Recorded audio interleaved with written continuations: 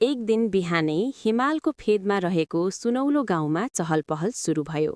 गाउँका मानिसहरू अचम्मको कुरा सुने। आज गाउँमा ठूलो मेला लाग्नेछ रे। पहिलो ठाउँमा गाउँको मुख्य बजार।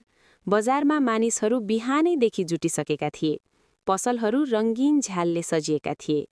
चियाको हलोमा मानिसहरू चिया खाँदै कुरा गर्दै थिए। केटोकेटीहरू हातमा खेलौना बोकेर दौडिरहेका थिए। त्यही बेला अर्को ठाउँ गाउँको पोखरी किनार। त्यहाँ माछा मार्न आएका मानिसहरूको भिड थियो। पोखरीमा छ्याप छ्याप पानी परेको आवाजले वातावरण रमाइलो बनाएको थियो। बच्चाहरू पोखरीमा खेलिरहेका थिए र हाँसोले वातावरण गुन्जिएको थियो। अर्को ठाउँ गाउँको पुरानो मठ। यहाँ साधु र भक्तजनहरू पूजा गर्न आएका थिए। उनीहरूले गाउँको सुरक्षाका लागि मन्दिरमा आरती गर्दै गीत गाइरहेका थिए। र अन्तमा गाउँको मुख्य सडक, जहाँ झोला, फलफूल र कपडा बेच्ने व्यापारीहरूको भिड थियो।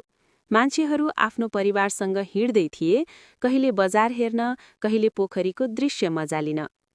बिहानदेखि साँझसम्म गाउँभरि हरेक ठाउँमा हाँसो, कुराकानी र रमाइलो फैलिएको थियो। धेरै मान्छे धेरै ठाउँमा भए पनि सबैको मन एउटै कुरामा थियो, आजको मेला रमाइलो र सम्झनायोग्य बनाउने। साँझ पर्नासाथ गाउँलेहरूले सँगै खाना खाए, गीत गाए र नाच्ने कार्यक्रम सुरु गरे। मेलाले गाउँभरि आनन्दको रङ छरेको थियो। यो दिन सबैका लागि अद्भुत दिन बन्यो। गाउँका मानिसहरूले महसुस गरे, धेरै मान्छे धेरै ठाउँमा भए पनि सँगै हुने रमाइलोले जीवनलाई अझ सुन्दर बनाउँछ।